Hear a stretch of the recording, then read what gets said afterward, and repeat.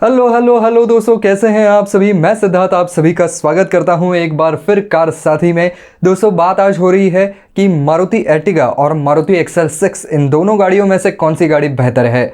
अब कई लोग तो यही कहते हैं कि मारुति एर्टिगा ही मारुति एक्सेल 6 है, यानी कि गंगाधर ही शक्तिमान है।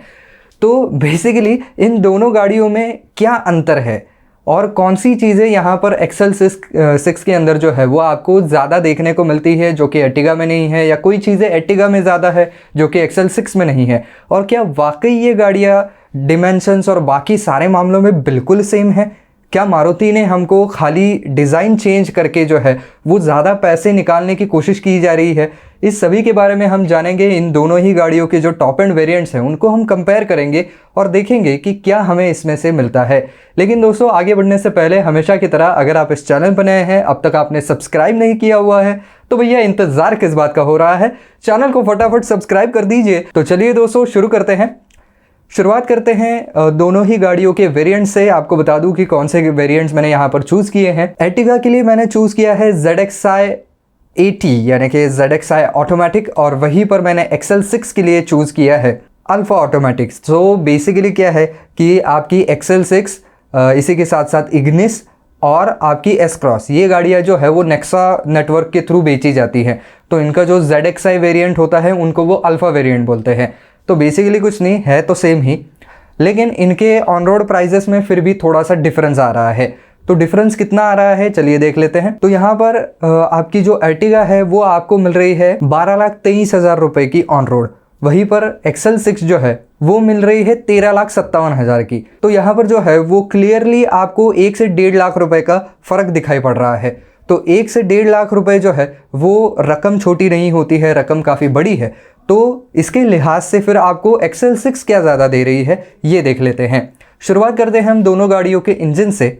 दोनों ही गाड़ियों में जो है वो K15 स्मार्ट हाइब्रिड टेक्नोलॉजी वाला इंजन आता है जो कि 1462 सीसी का है, जो कि आपको 103.26 bhp की पावर 6000 rpm पे दे देता है। टॉर्क की बात करूं तो वो भी दोनों गाड़ियों का सेम है। 138 Nm का टॉर्क 4400 rpm के ऊपर दोनों ही गाड़ियां आपको दे देती हैं। और दोनों ही गाड़ियों में जो है वो 4 स्पीड ऑटोमेटिक गियरबॉक्स आपको देखने को मिल जाता है। बड़े ताज्जुब की बात है कि यहाँ पर एक्सेल 6 जो है वो भी एक हम कहें तो प्रीमियम प्रोडक्ट है सुजुकी की तरफ से, लेकिन जैसे बलेनो के अंदर CVT गियर बॉक्स दिया गया है वैसा गियर बॉक्स इसके अंदर नहीं दिया गया है। इसके अंदर सिंपल ऑटोमेटिक यहाँ पर मारुति की तरफ से दिया गया है। बाकी दोनों ही गाड़ियाँ ये जो है वो माइल्ड हाइब्रिड टेक्नोलॉजी के साथ आती है। दोनों ही गाड़ियों का माइलेज बिल्कुल सेम है 17.99, क्योंकि इंजन भी सेम है, पावर फिगर्स भी सेम है। दोनों गाड़ियों का फ्यूल टैंक भी सेम है 45 लीटर का। दोनों ही गाड़ियों में पावर स्टीयरिंग आता है जो कि टिल्ट एडजस्टेबल है, टेलीस्कोपिक एडजस्टेबल है नहीं, मारुति की बहुत पुरानी बीमारी। इसी के साथ साथ बात करें ब्रेकिंग सिस्टम की, तो फ्रंट में दोनों गाड़ियों में वेंटिलेटेड डिस्क ब्रेक आते हैं, रियर में ड्रम ब्रेक्स आते हैं। 185/65 सेक्शन के R15 साइज के टायर्स जो हैं वो दोनों ही गाड़ियों में आते हैं। खैर एक्सेल 6 के अंदर मुझे ऐसा एक्सपेक्टेड था कि अगर 16 इंच के या 17 इंच के टायर आते तो ज़्यादा अच्छा रहता, क्योंकि एक्सेल 6 को उन्होंने थोड़ा सा जो है वो SUV जैसा वहाँ पर लुक दिया है, थोड़ा सा उसका ग्राउंड क्लियरेंस बढ़ा दिया है। तो उसके अंदर अगर थोड़े से बड़े व्हील्स फिट किए जाते तो लुक वाइज भी अच्छा लगता। बाकी दोनों ही गाड़ियों के जो टायर्स हैं वो ट्यूबलेस रेडियल टाइप के ही आते हैं। लेकिन फ़र्क कहाँ पर आता है तो इसकी डिमेंशंस में आता है। तो यहाँ पर गाड़ी जो है वो नेकेड आई से जब आप देखते हैं एक्सेल 6 को एक बाजू में खड़ा कर दीजिए, दूसरे बाजू में एर्टिगा को खड़ा कर दीजिए, तो दोनों ही गाड़ियाँ दिखते वक्त आपको बिल्कुल सेम ही नज़र आती हैं कि भाई लंबाई सेम है, चौड़ाई सेम है, तो इस गाड़ी में फ़र्क क्या है। तो वो फ़र्क एक्चुअली ऑन पेपर आपको दिखाई पड़ता है। तो सबसे बड़ा फ़र्क जो है वो दोनों गाड़ियों के लेंथ में आता है। तो यहाँ पर 4395 मिलीमीटर की लेंथ जो है वो एर्टिगा की होती है और 4445 मिलीमीटर की लेंथ जो है वो एक्सेल 6 की है। शायद इसी की वजह से इसको XL ये नाम दिया गया है, एक्स्ट्रा लार्ज, यानी कि एर्टिगा ही बस थोड़ा सा और लंबी कर दी है उसको। और यही फ़र्क आगे आपको दोनों गाड़ियों के विड्थ में भी देखने को मिलता है, जहाँ पर एर्टिगा की विड्थ जो है वो 1735 मिलीमीटर की है। एक्सेल 6 की जो विड्थ है वो 1775 मिलीमीटर की आपको देखने को मिलती है। यानी कि यहाँ पर 1735 के मुकाबले अगर देखें तो ऑलमोस्ट डबल से भी ज़्यादा, यानी कि 35 का डबल 70 और उसके ऊपर भी 5 मिलीमीटर ज़्यादा देखने को मिल रहा है। लेकिन ऐसा होते हुए भी दोनों गाड़ियों का जो व्हील बेस है वो बिल्कुल सेम है।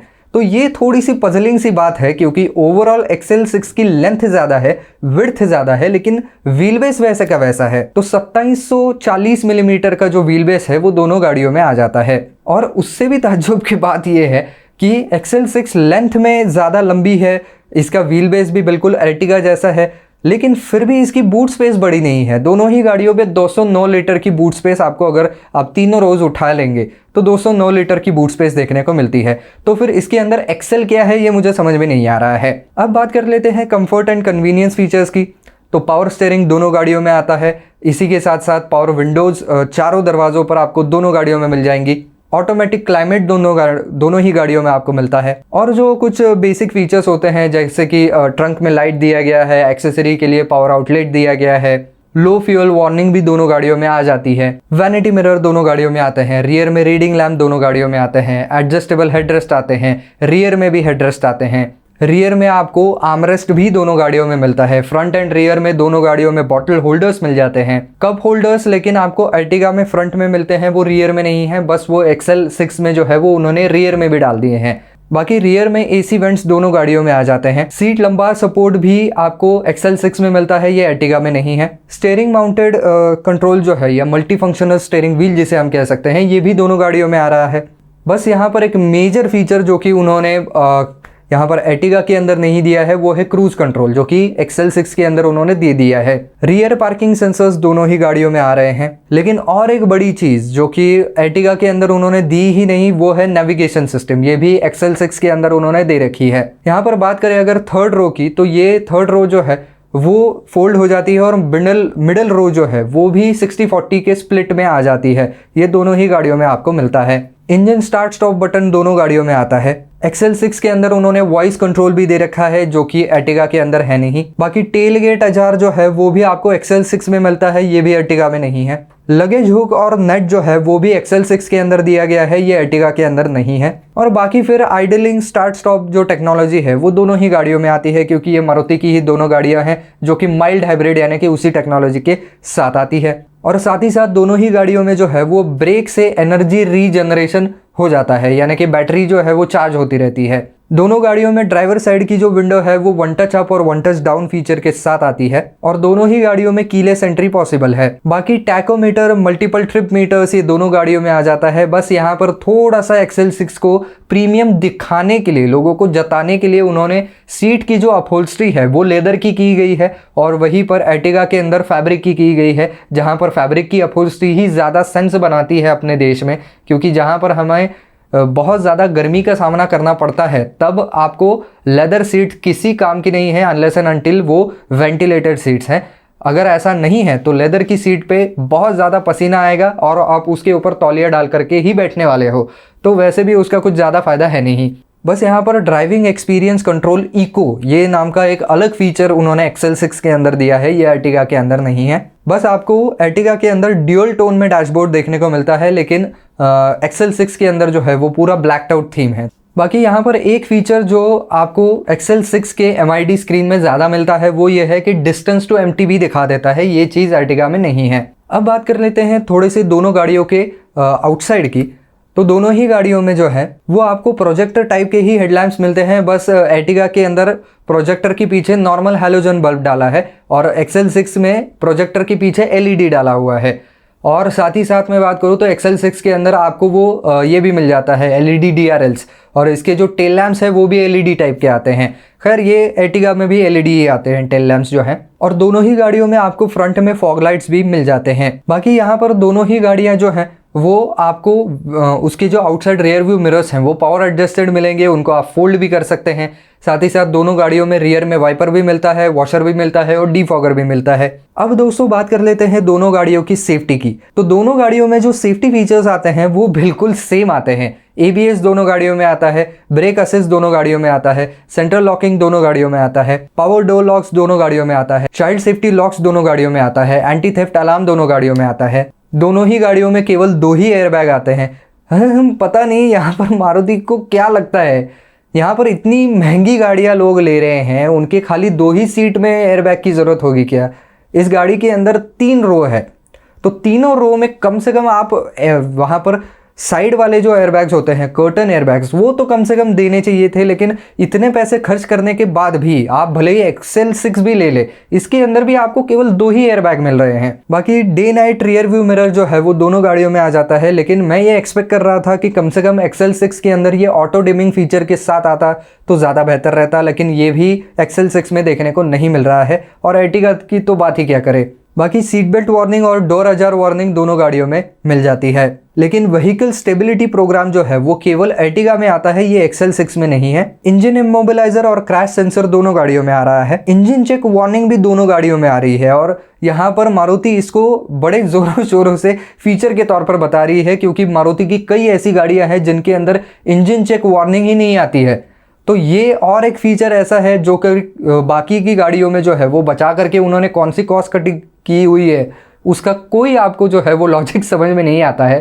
बाकी एक्सेल 6 को थोड़ा और प्रीमियम बनाने के लिए इसके अंदर ऑटोमेटिक हेडलैम्प्स भी दिए गए हैं। इलेक्ट्रॉनिक स्टेबिलिटी कंट्रोल जो है वो लेकिन दोनों गाड़ियों में आता है, और ईबीडी भी दोनों गाड़ियों में आता है। फॉलो मी हेडलैम्प्स दोनों गाड़ियों में आते हैं, लेकिन एर्टिगा को कहीं ना थोड़ा सा एक लोअर सेगमेंट की दिखाने के लिए यहाँ पर रियर में कैमरा ही नहीं दिया है, वो कैमरा उन्होंने एक्सेल 6 के अंदर दे दिया है।